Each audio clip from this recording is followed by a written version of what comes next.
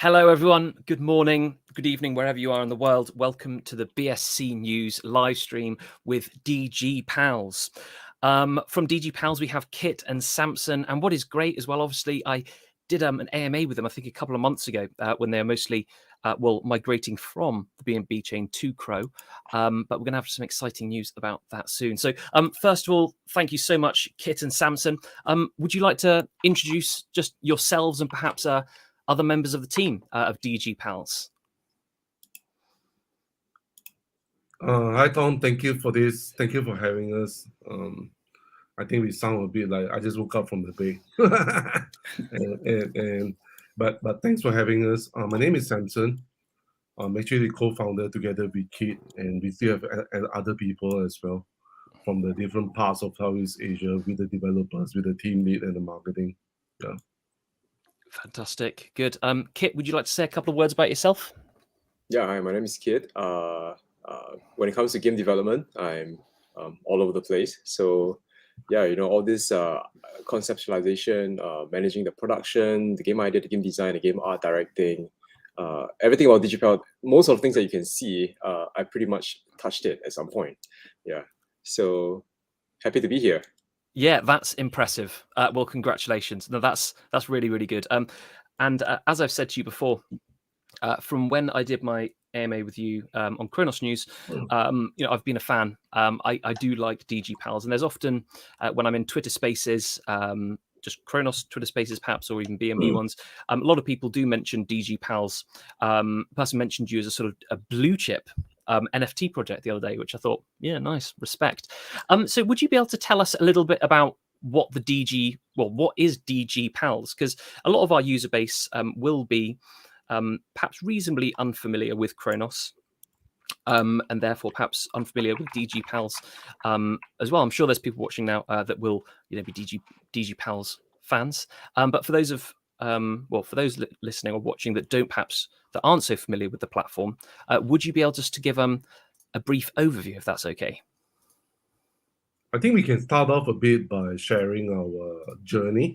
I think that will help them to contextualize the whole, where did we come from, right? And why do we have this platform altogether, Tom? Do you think is this something that we should start with? And then we will go to this. We will start to introduce the games as well, and also what is DigiPals all about. Yeah. I think we came from this game development space, right? For me, I came from the esports space. We started building communities. We started building all these games in the Web2 space. And then last year, me and Kit, we sat down together with other co-founders, right? We realized there's a gap in this Web3 space. And that's how we started, right? Started writing on the whiteboard.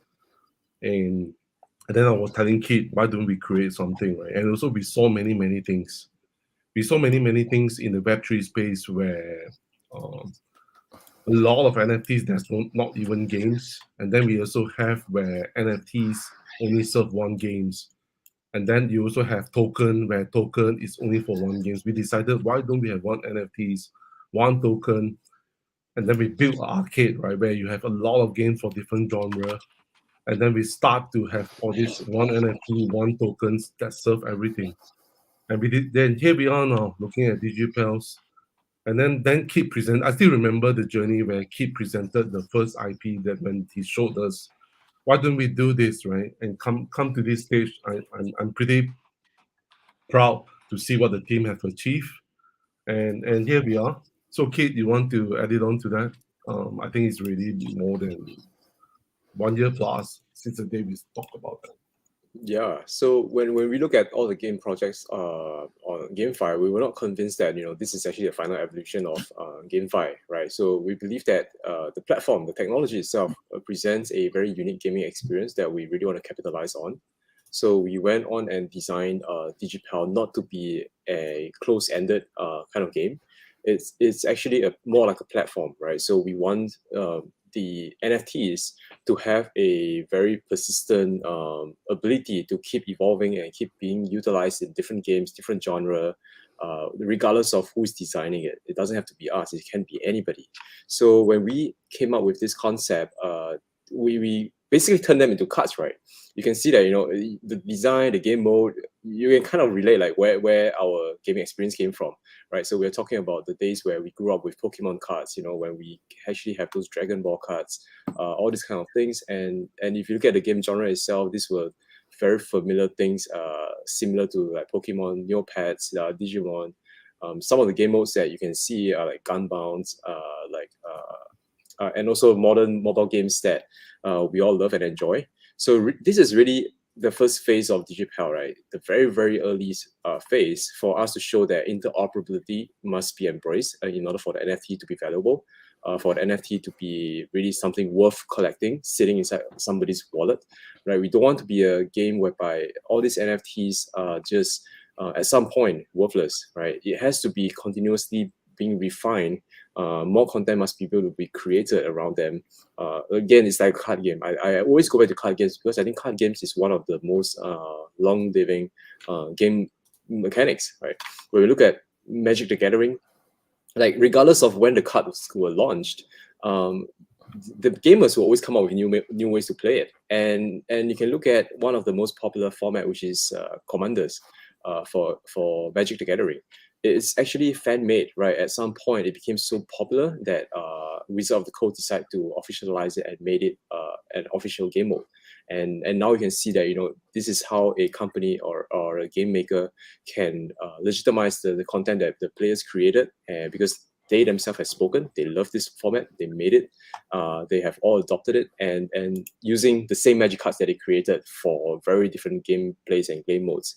So again, right, there's many concepts that we have tried to cramp into the Digiverse, the DigiPal project. And the NFTs, again, we embrace interoperability. We allow players, or rather content creators, to come in and create a lot of content together with us. And again, this is really just the beginning of the DigiPal's journey, because we are showing people how interoperability can be done. And this is going to be one of the first few projects on Web3 that you're having one NFTs that has different functionality across different games. So even at this point, when we are trying to explain this concept to other people, they're still saying, "Oh, I'm just using the same NFT in different game modes that that come from the same place," right? So we are still early stage. We have other developers already looking into developing new content for using the digital NFTs. So I hope that this whole journey will allow us to redefine what GameFi is going to be like, how interoperability can be designed into this whole mechanism, and also having a very rich content that is mostly generated by the players and also by indie developers. Fantastic.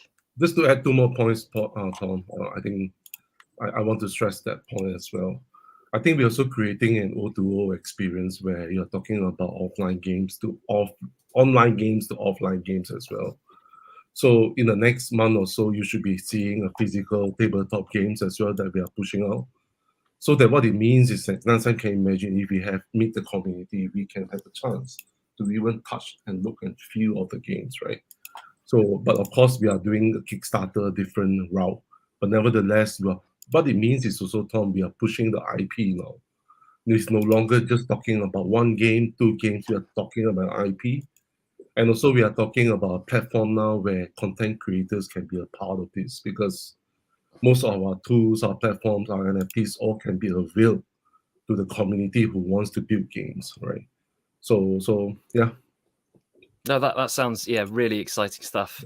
And I think so far on your website, on your platform, there's essentially 2 games. Well, 2 games. So there's a sort of battle mode, and I've got them up here, ready to show on the screen in just a moment.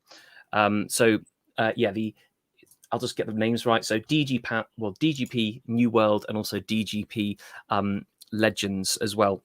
But before we get onto that, would you be able to tell us about, at the moment, obviously you're primarily on Kronos, which is an EVM chain for people listening that perhaps aren't familiar with Kronos. And if you know sort of how to use MetaMask, and you're already on a few EVM chains like BNB chain, maybe Polygon or something, being part of another one like Kronos is very similar and very easy just to set up. basically the same as every other EVM chain, adding it to MetaMask and things. Obviously, there are differences in how it operates and its gas token and things, but adding it to your MetaMask, adding it to your EVM wallet is no problem at all. Would you be able to explain to us your plans to sort of come back to the BNB chain? Because I know at the start you did release on, well, I think it might have been called BSC back then. So yeah, you started there and then migrated across, and then you're sort of not coming back, but are you going omni-chain now, and will it stop at just BNB chain, or will you go many chains? I think we want to give you a context on Tom. People might be thinking, why are we doing this in BSC News together with you, right, Tom? But I think we also want to look back why we started with Chronos and together with the CDC guys, right, the crypto.com guys. I think partly because most of the ecosystem guys in Chronos, they're all based in Singapore. And we built such a good relationship with them. They came to the studio. We did a lot of marketing together. And I think we strike that chemistry between the ecosystems and the DigiPel teams as well, not just at our level. I think the marketing team works very well with them. I think from then on, we decided, hey, we will build in Chronos, right? When we started building Chronos, of course, along the way, we realized, hey, gamers are not just in Chronos, right? I think they are everywhere. And we always remember, why don't we just open this up and start to have, gamers will always be competitive, right? Now we found out after building this for more than a year, we found out the competitive spirit between the clan is even stronger. And this is something that we want to tap into. And then Kit together with the team said, why don't we just start putting tools that enable us to do that, right? So, Kit, you want to add to that, Kit, in terms of the product and what we are doing and the reason behind all this as well? Right. So I think we have already seen a lot of models, right, or rather games existing right now in the Web2 space that heavily rely on multi-chain, right? I mean, this concept of multi-chain. So you can see games like Genshin Impact, right? You can see games that like I won't say Apex Legend, but maybe mobile. What is that other games? Okay, I'm just going to focus on Genshin right now. My brain cannot function to think of more case studies. So in short, right, what they build is a platform, is a game, right? But the thing is, they can have mobile gamers coming in. They can have iOS, Android, PC, all playing in the same environment. And for a game developer, the medium, the platform shouldn't be limiting, right, how players can interact with one another, because end of the day, it's still going to be somewhat of a centralized server where all these game logics are happening. If let's say there's a metaverse or there's like a physical space or virtual space that players are mingling in, right, it's not going to be on chain. This is all going to be on centralized servers, right? So it can come from any chain, literally, for players to participate in this project. Right, so this is actually one of the things that we thought could be fun, because we want to start chain war. It's not like it's out of like hostility or anything, but it's just the fact that providing a players this sense of allegiance, representing Crow fam, like BSC fam, that kind of stuff. And the thing is, we have also seen the games, right, being the vehicle for this kind of competitive spirit. Like for example, you look at World of Warcraft, when people come in and back in vanilla WoW, they don't allow you to have characters from different faction, right? Different faction coming in. So if you choose Horde in this server, you cannot have a Lions character. And that's the whole point, right? Because that is fun, because that is you playing into the narrative, playing into this role-playing concept they're trying to put together, right? That is strictly just something that their world made up, right? If you are coming in, you're buying into this narrative, buying into this experience, might as well go all in, right? Just come in with your friends, whether you're from BSC, you're from Chronos, doesn't really matter. Just pick a side. Then from there, you can come into this Digiverse and start, playing together. And yeah, we're not going to stop at the second chain. We're going to add more and more chains later on. Nice. I was thinking, because I mainly use I've got a couple of addresses, but the one that I sort of use to interact with a lot of sites is a ledger, and the address for that is the same on multiple chains. So if I've started my account on Chronos, and will I be able to sort of switch sides? And do you sort of have any idea about how the chain wars are going to work? Are they going to be tied to user accounts? And what are the I was going to say, the benefits of being part of each chain, but are there going to be sort of any unique abilities or characters or that sort of thing within the chain wars? So I believe that what we are leaning towards right now is to make sure that the players are not going to be able to cross chain easily. So what that means is that if you have started your account with Chronos, basically that account is locked to Chronos, regardless of if it's the same wallet repeating. When you come in, we're just gonna ask you, okay, please switch back to Chronos chain, right? And if you have picked up a NFT from the other chain that belongs to the DigiPal contract series, then it will not likely be registered as part of the content, because when we actually do launch the NFTs, they are not like this NFT that's being wrapped and bridged between the contracts, between the different chain, right? They are individual NFTs that are launched on different chain. And from that being said, right, we believe that it opens up an opportunity where there are chain exclusive NFTs, right? It could be an IP, it could be a collaboration with different projects. Basically, the whole chain itself, not only will they have things that we release together, but the chain will actually grow into something that has something exclusive. Like, for example, maybe we collaborate with people like Crowscout or Matt Meerkat, then these two crossovers can only exist on Chronos, right? Then on BSC, maybe we can cross with, I don't know, other side, that kind of stuff. We're looking for more gaming kind of titles. And I think this will be a fun experience. And again, right, it's about representing. So we believe that we want to keep it something very strictly that, and you shouldn't be collecting NFTs from all over the place. If you want, you can. Yeah, but when you're participating, you have to pick a side. Yeah, that sounds fun. I sort of have in my mind, a mad meerkat DG pal versus a pancake bunny DG pal, or something. That's just a random idea. And do you have a sort of time frame for perhaps when we can expect to be able to access DG pal's platform with a new account, or people that just use BNB chain or something? When will people when will DG pals be accessible from BNB chain? I think this question, right, I would throw it back to the BSC fam, right? So we kind of want to hear from everyone, like, what's their thoughts on this, and really how eager they want this. And initially, I thought of creating a survey just to throw it out during this session, so people can actually express interest. So a little bit kind of like if let's say enough interest is gathered, then maybe this whole group of people immediately become the whitelist, right? So this is something like first dibs, right? By having seen this AMA and whatnot. So if let's say there's enough traction, we want to actually expedite that. But in terms of how we're going to roll it out right now, we are working very closely with a guild, with two guilds in fact. We're going to have them adopt the first series or the first set of DigiPals NFTs in the BSC chain, the minted on BSC side. And they basically will simulate the entire chain while interacting with the Chronos players. And this thing will come as early as July and August.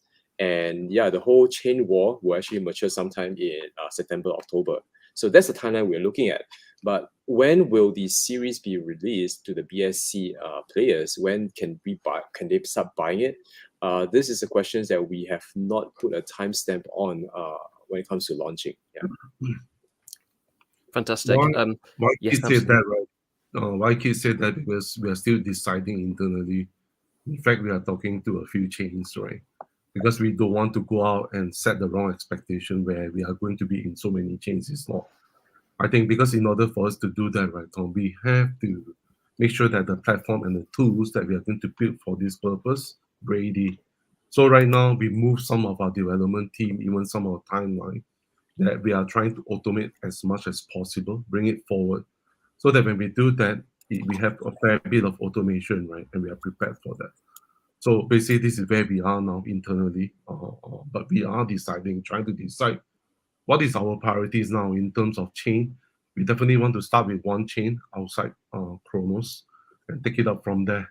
So whether it's BSC to come in first or even we look at some other chains, I think we will decide. But we love BSC because BSC has a very large community, and this is something that we are looking at as well. Yeah.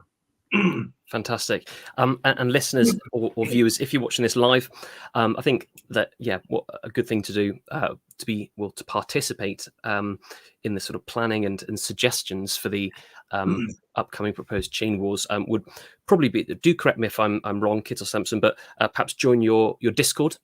Would that perhaps be the best thing to do? Yeah, I think right now it will be one of the easier way for you to get to us. Like we are very active on Discord. We are always hanging out and checking out different projects, listening into the community. Again, right? I think we will change our priorities because this based on the market demand and based on the community reaction. If let's say people come in and say that this particular chain is going to be having all this support that will help the project grow, similar to what Chronos did at the beginning. And this will, again, if we see that it can actually allow us to achieve this chain wall effect way quicker with this chain, then basically we'll just adopt it. So I believe that there's a lot of support structure that has already been put in place for BSC and for even chain like Polygon. VChain is also up and rising. So there are a few chains that already want content, right, that are proven to be good and proven to have a it's going to continue building in this bear market. And they kind of want stuff like that, and we are more than happy to really explore, right? But the mechanism, the system that will facilitate this will come, right? It's just basically, where do we mint the second set of NFTs now? And that is not something that requires a ton of time to build.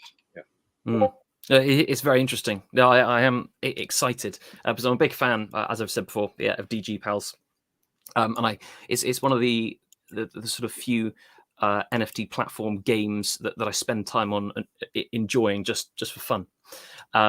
Would we be able to sort of explore the platform bit? So people listening or viewing the stream or recorded version will just be able to sort of see what it's about. So I during the beginning of this video, I slowly scrolled through the homepage. I'm going to bring up now, your first, can I call it a game? New World, sort of where you VPET simulator. Yeah. So I'm going to bring up that on the screen. And would you just be able to tell us about that and, what you do here and what happens? So hold on just a second. There we go. So this is my little house with my babies in, that aren't really babies anymore. Would you be able to tell us, about the current games that you've got released? Right. Music's a little bit loud though. Oh, is there music playing? Oh, hold on. Sorry. It says. What about now? Yeah, got it. Okay, got it. Okay. Yeah. Okay, so you can see that this is really just the beginning of this particular game. You can see that even the TV is missing right now. Right, simply because this game was meant to be a lot bigger than what we have right now. Right, at the very beginning, I think when we wanted to launch New World, we just wanted a few core mechanisms to be put in place. Like number one, the hatching, as you can see here. Right, so if you have some DG eggs, you can start putting them in the hatchery. Then you can start hatching them. So there's a short timer to get the eggs going, and DigiPals will basically grow over the next 5 days and mature into a final form, which can be minted into an NFT. Right, during this particular phase, there's going to be some things that the DigiPal will end up doing. As you can see, they are already hanging out in the houses right now. They will go out on an expedition. All of these activities will actually alter and modify the stats of your DigiPal. So by the time it reaches the mature state ready for minting, the stats would have been fully grown. And from there, players can actually just decide to mint or not to mint the NFTs. So and if you were to scroll your map to the top left, you can see that there's a little path that is kind of like obstructed right now. So again, right, these are all things that we have put in place, not because it's fun, because we have ideas for it, we have plans for it. Right, there's going to be a lot of features that's going to be released later on, where players actually get to farm on New World. So this will create a whole new different type of gameplay. Right now, it's really just interacting with the DGX because it's meant to be serving as a minting mechanism for the entire platform at this point. When the game do mature, it will have its own thing. Players can start to farm. It will be something that's very chill. There's not going to be something PvP. There's not going to be something like hostile coming your way and you have to fight and survive. It's just you and your farm. And just growing things that you want, growing things that you need, and then from there you can either sell it to players on Legends, or you can sell it to players on adventure, right, through the marketplace that we'll be rolling out very soon. And if you scroll to the right of this map, just past the waterfall, yeah, again, there's a little stone path over there. Again, there's going to be so many different things that we're going to add in for this particular game.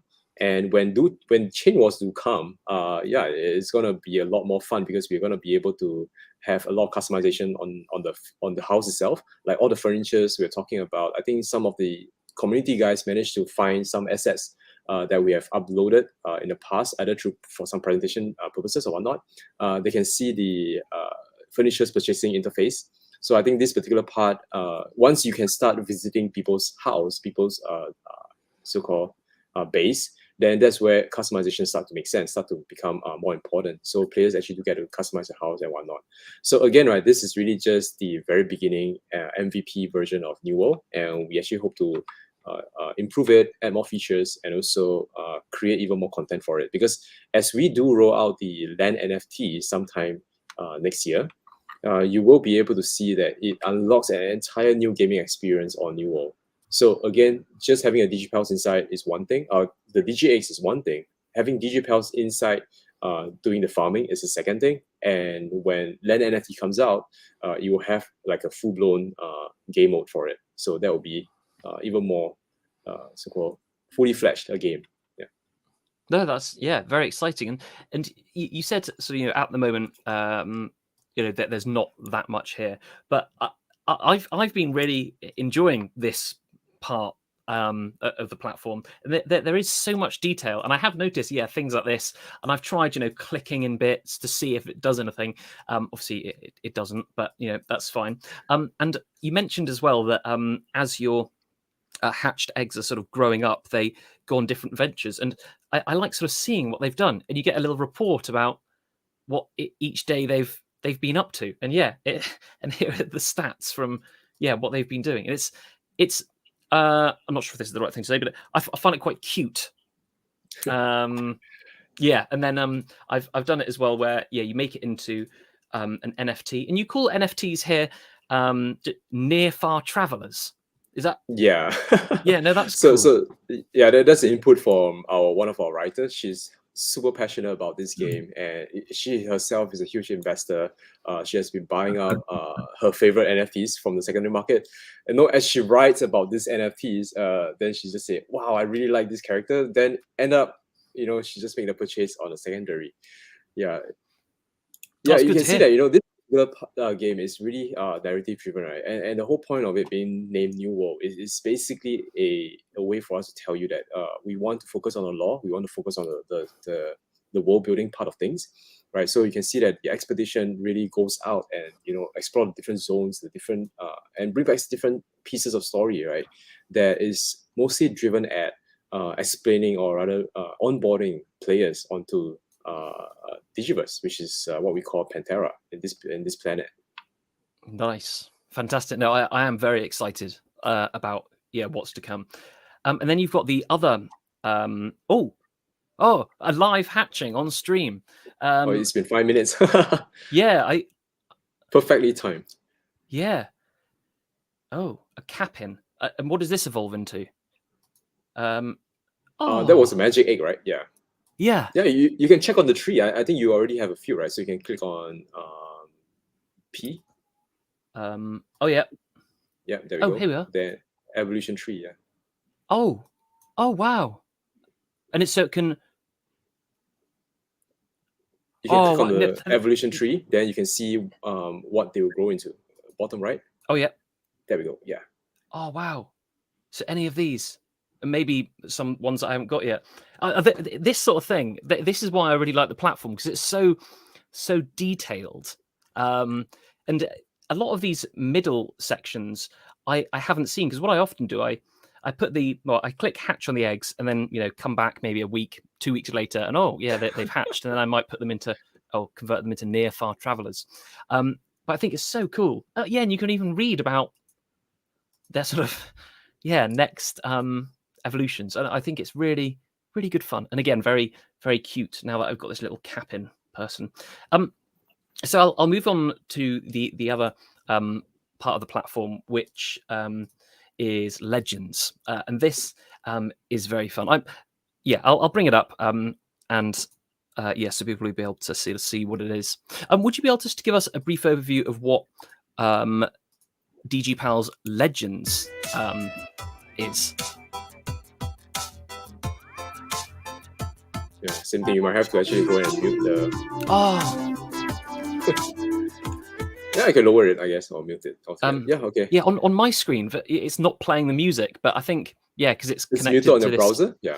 Yeah, it's muted on my browser, but now it's muted here. So yeah, if you give us an overview of DG Pals Right. Legends, that would be fantastic.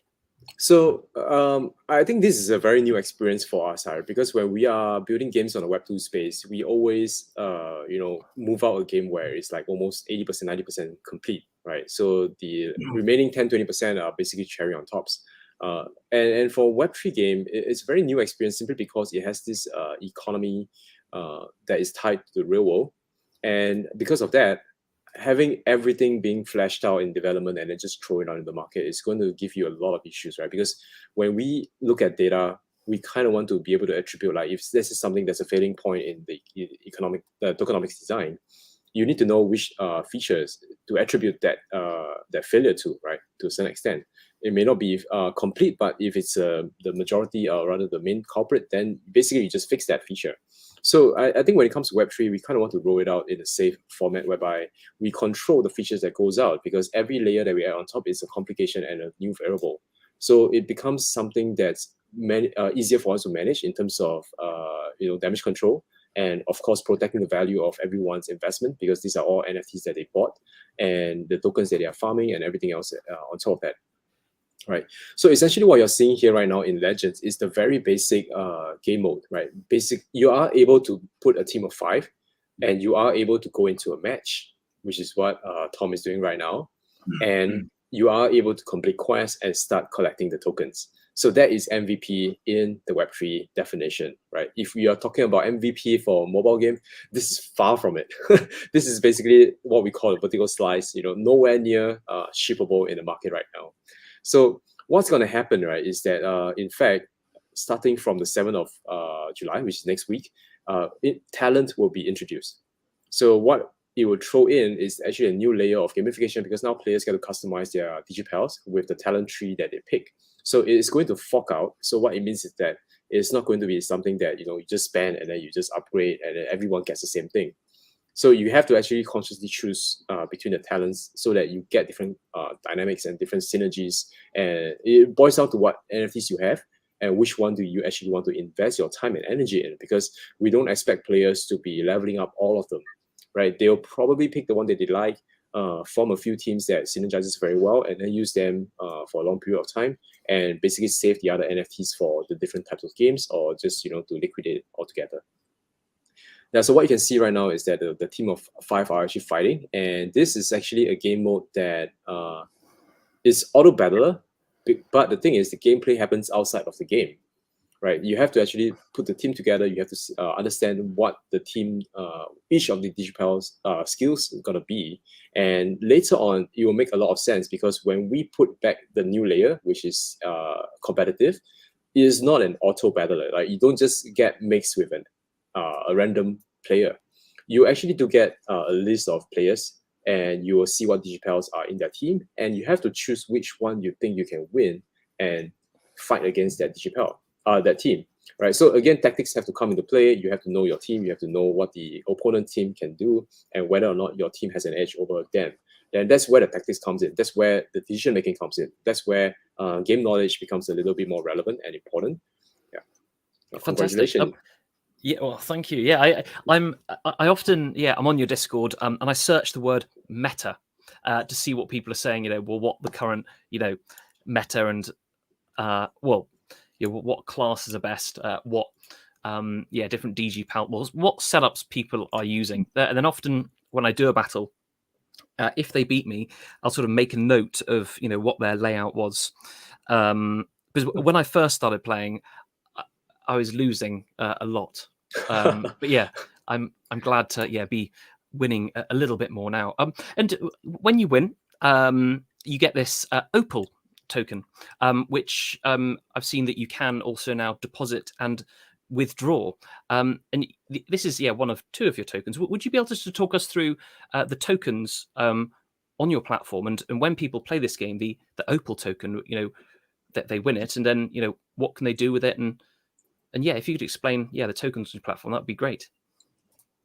Yeah, so every layer of the game design that we put on top, right, phase by phase, is going to interact with the Opal primarily. And for DGG, it's scheduled, or rather we are rescheduling it because of the market and because of other consideration factor. Until then, the DGG utility is going to primarily be using on staking, and also for on some things that we want to keep exclusive, right, to using the governance token for. Right now, Opal serve as the game token that we will be using it in and out, right? Regardless of what features we put in, regardless of what upgrades and consumables, talent trees, purchasing of in-game items, all these things are going to be consuming Opal. And again, you can see that players are farming it, and we want to create this this incentive for players to want to reinvest the Opal back into the game, so that they can compete on a higher level or give themselves an edge. So I think this will also come in very nicely together with Chain War when more things are at stake, right? If let's say we want to release these exclusive NFTs, and then we'll run a chain war for two months, right? And the winning chain will basically win this NFT egg. And basically that egg will only be exclusive to that chain who won. And this becomes like a lot more things at stake, and players are going to be finding it worthwhile to really invest the Opal, so that they give themselves the edge, like in terms of the consumables, leveling up the digipels, leveling up the equipment NFTs. This will all again give them a lot of firepower in the chain.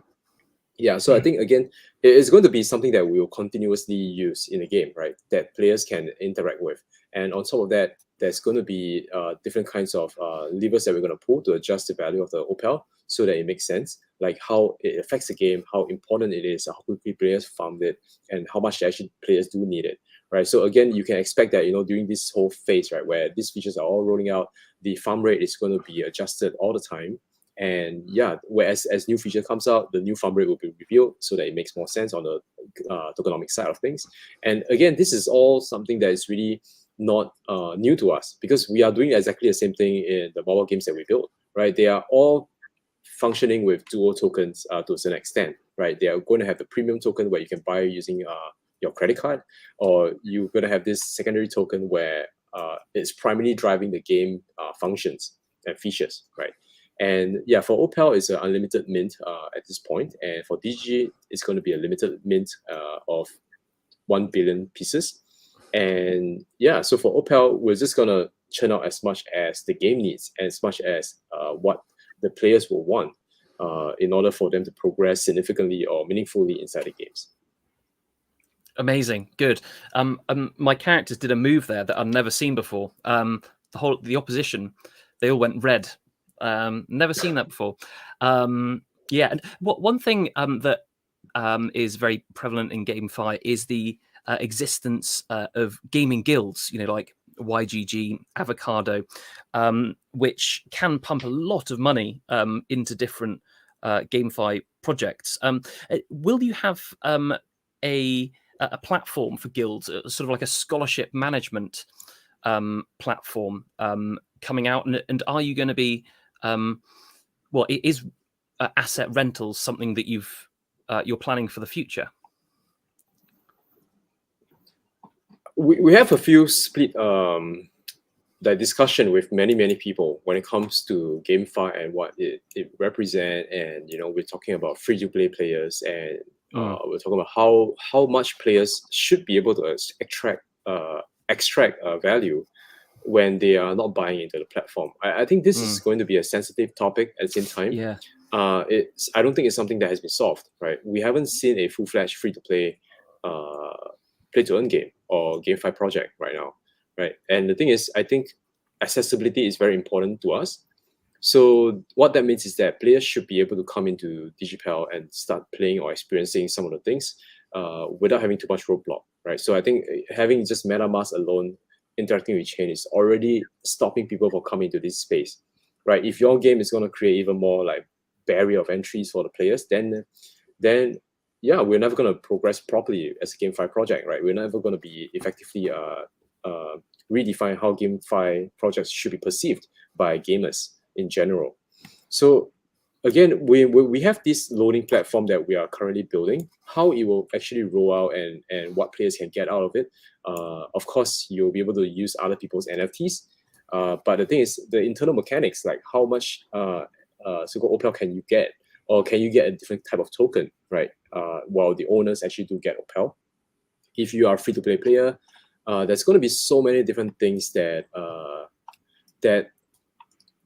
we have to consider right now, right? So we are experimenting with the guild at this point. They are testing the system for us. So they have actually purchased quite a number of NFTs. Then basically they will just have it be utilized on the loaning platform, which is called DigiLeague, and loaning out to the scholars that will play the game for them, right? So I think this is really a good start, because when we look at all the GameFi projects right now, we have a lot of management issues with the guilds, right? They themselves will see like, okay, how do I manage so many players, right, with all these assets that we have the ability to invest in this game, right? The thing is, essentially what they are trying to say is they are going to be able to open up this game for the scholars, right? Similarly, for any private investor or retail investor right now, you could theoretically buy up a lot of NFTs and utilize this rental system so that people can start using your NFTs and help you, farm back the yields, which is the OPL that you're trying to get back, right? And yeah, again, the feature is going to be rolling out soon. And the thing is, again, this is a totally different topic and worth exploring, is what is free-to-play game, right? How will this rental system be promoting the game or pushing the game, growing the game? Or how does it actually serve as a core function inside this entire Digiverse experience? Yeah. No, that's a very, very interesting take, because most people would just be like, yes, we want all the guilds. We've got this an inflationary token. We're just going to smash out to all the scholars playing. So I'm glad to hear that you sort of have taken a bit of a more thoughtful approach, which is refreshing to hear. Obviously, you've got a lot of future plans that are very exciting. Some are mentioned here. I know that you mentioned land ownership earlier. Sorry. One game type that I'm a big fan of is tower defense or siege defense. So I'm very happy that to see that there as well. Do you know? Well, is there a sort of a limit on how many different games you're going to have out, or have you got specific plans for a specific number of games to bring out? For example, are you going to do a tower defense game, the adventure game, and another thing, or are you just going to keep on developing until you take over the world? The first question I'm going to throw at Samson, right? So how much money is he going to be able to pull in? so this will determine how many game content we got to build, how big the team grows. But the thing is that, Tom, when we first started, right, there's this word that came to our mind. We grew up with this arcade, right, where we buy token, we go and play the machine, and some of the machines you don't like to play because you are a fan of specific genre. And for me, when I go in, I like to play the racing type of game. So basically what I'm trying to tell you is that we are trying to revive that spirit where you go in, you will have games that you like to play. So when it comes to that, right, we really need to have a lot of games in the platform. And what is interesting about what we are trying to do now is not just about limiting to the games that we are building, even the IPs that we are going to build. We call it DigiPel's IP, right? In fact, in the next few weeks, we are going to do a major announcement of having a third-party IP as well. A third-party IP that's going to be part of the platform. Just imagine that, right? You have a third-party IPs, just call it ABC, right? And then you have their own communities. They come in, right, together with IPs. Now we are going to mingle. In fact, one of the games that we are going to launch and we are building it right now is called DGP Plaza. If you watch the YouTube, I think about 4th minute, you see anyone that owns NFTs can go. It's like a sandbox but 2D version, right? And when you go to the Ragnarok Online last time, you had this MMORPG stuff. You can see everyone can interact with everyone. So we're going to launch that will become social. So we also slowly going to move into the social element of the whole platform, where it's really about bringing all the community together. And there are a few plans that we have. I shared to you about In July, we're going to have a third-party IPs. Not only that, we are in discussion with some AAA studios as well. I'm not going to tell you because we have not finalized that agreement yet, but we have been discussing for many months already. So when we have all these IPs, whether it's third-party IPs from AAA studios or simply toys IPs, we are going to make those IP alive and bring all the community together and really have fun together. I think predominantly this is what we need to do. And then Kate brought up something. Of course, we also be mindful of the cash flow, be mindful of the business. We are still raising fund, by the way, for the private round. I think when the Luna crash happens, I think we were hit as well, where some of the investors pulled out. But nevertheless, we continue to build. We are still adding people. In fact, we just added 6. We are still hiring more people, and we are going to expand the whole company to a different regions as well. So what it means is that you ask us a question, are we going to continue to build? Are we going to have just stop here? The answer is no, Tom. We want to have a lot of games. And just now Kit brought up a point, right? You look at Legends, you look at DGP World, New World, it's really not a complete game. We are changing the way we build games, we are changing the way we do business. We don't need to wait for the car to be ready to be driven to put it out. Once we have the prototype, once we have the MVP, we put it out. We wait for the feedback from the community. We will continue to top up. By doing that, the community will feel like they are part of the process. So to me, this is the beautiful thing of being a Web3 guys, where we have a direct relationship with the community. When we have that direct relationship with the community, even the community drop by to our studio, some of them spoke to us on a one-on-one basis. By doing that, right, what it means is that now we are building together with the community. I think that is important, Tom. Fantastic. No, and I do understand what you mean. It reminds me a little bit of there's a lot of mobile games, and I think a mobile game that a lot of GameFi fans also play is Mobile Legends, and I'm not sure if you're familiar with it, but people listening as well. So they have sort of a classic MOBA type game mode, which I think was their original one, and they've got other things like sort of chess type game mode. They've got another one where it's just like a very small map. But I understand completely sort of what you're going to have is completely different games. I was going to close my door because my dog is going a bit mad. But yeah, I think different games. Sorry, I think she heard a leaf outside or something. I think having lots of different games in one place will not only attract people to your platform, but essentially keep them there as well. Because they won't think, okay, I've played this for a little while now. I'll move on to the next website or Steam game or whatever. They can spend a lot of time there, and that's what I'm really looking forward to as well. Sort of having my DG Pal NFTs, the Genesis ones, or the other ones, and then just sort of having building, growing them on this DG journey, if that's a term. But it's very exciting indeed. And one thing as well, you've obviously got this limited edition mint coming up in 4 hours. Would you be able to tell us about this?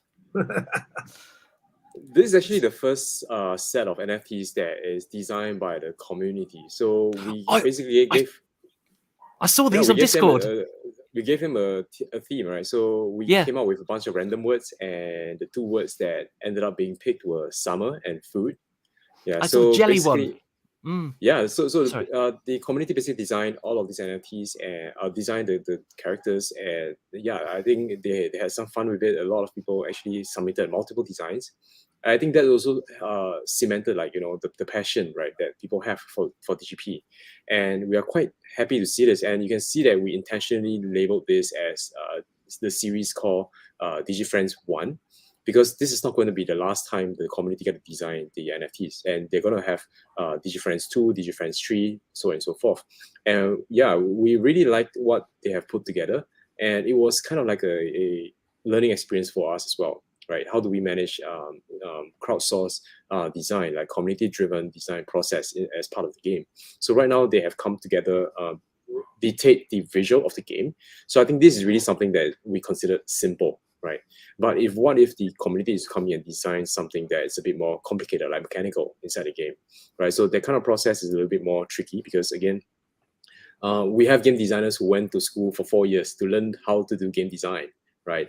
And end of the day, you can say that you eat food ever since you grew up, ever since you're alive until now, but doesn't mean that makes you a chef, right? Because there are some science behind it. There's also some things that you need to be well accustomed to, like the tools that you can use, and also there's some theories that normally game designers will adhere to, or principles to follow when designing a game. So these are some of the things that we plan to engage the community with, so that they get all the correct kind of metrics to work with in order for them to contribute positively and meaningfully to the project. Again, the visual side is easy, right? Just come up with some design, and now we make these NFTs as part of it. So again, I think this is really just the very beginning of how we will create opportunities for the community to really contribute to growing this particular platform, rather than us designing everything for them. Yeah. Amazing, great. There's a lot more questions and a lot more sort of exploring of your platform that I could do. But yeah, I think we're coming up to an hour, and I don't want to take things over an hour, because it is incredibly late or early where you are. But I really would like to chat again in the future, perhaps when things are a bit more decided about the chain wars and things. Whatever chain it may be, you might decide to go stick with Kronos and also then Polygon or something. But please, come back and we can have another chat, because big fan, for sure. Of the DG pals. But before we start to wrap things up and things, is there any questions that I haven't asked you, or anything that you'd like to bring up and show people watching now or in the recorded version at all? I think one question, I think I've already mentioned this before this AMA, was that I really want to be more connected with the BSC crowd, right? I just want to really figure out, what are the things they look out for in a GameFi project? What are the things that's meaningful and important to them? So I think we'll basically have a follow-up session to really think of how can this data be captured, and how can they be made sense of, so that it helps us move forward, figuring out how to actually roll this chain war, this concept into a new chain, right? Because again, starting from one chain is simple. We just create a game content. We just attract the players who are on that chain and who are interested in what we have to offer.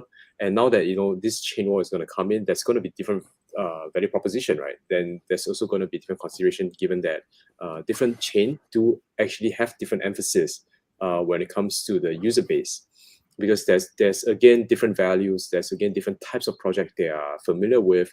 They have very different thresholds and benchmarks when it comes to the quality of the game, and also maybe even looking at what constitute a so-called reliable team, right? So I think these are really some of the information that we would love to capture and figure out.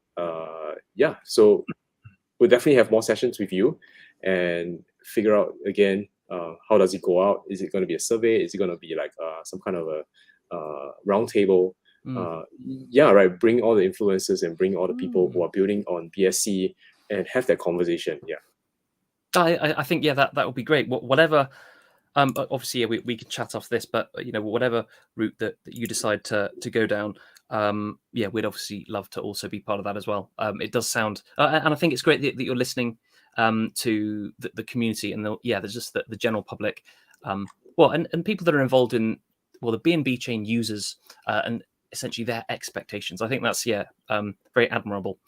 But thank you very much. Is there anything else at all that you'd like to bring up or mention before we wrap things up? Actually, sorry, but before that, if you are watching, listening, if it's live recorded, do join discord.gg/dgpals. There you can interact with the community, and also if you're from the BNB chain and you haven't been across to the land of Kronos, join them, have a chat to them. I'm sure you can will either learn how to use Kronos there or be part of suggestions about the upcoming chain wars.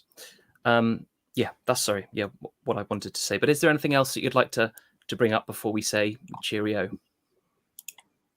I think for me personally, Tom, is really about, it's not just about me and Keith or DG Pals.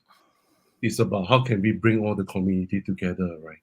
If you have any IPs that you feel can be a part of these ecosystems, we are more than happy to have a chat, right? Because we really believe that all of us should be working together to grow the pie together. And we are not even competitors, Tom. And I always go to all these people that we met up with, whether it's game studio, whether people who are building games, community in different parts of the ecosystem, right? We tell them all of us should work together and grow this pie together, because the one that we should grow is to bring the mainstream people in, right? So I'm more than happy to have a chance. If you want to, anyone who wants to have a chat, let's just work together in many ways. If you have a tool, or you guys, if you're building certain tools that you feel that you can be helping us, or to help us to fulfill certain vision, or you want to bring the community in any forms of or ways, we are more than happy to discuss and work together, Tom. I think that's the spirit that we have. And you, as you can see, you look at NFTs, you look at the games, we take a lot of feedback from the community. We even hired and start to want to give back to the community, right, by doing all these things. So this is really our spirit. So I would love to invite people from the BSC as well to come and work together in different types of partnership, or even just to have a chat, or just to explore stuff. Yeah. Fantastic. Yeah.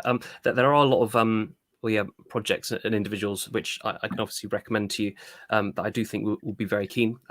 Which we can speak about afterwards. Obviously not now. You need to get back to bed.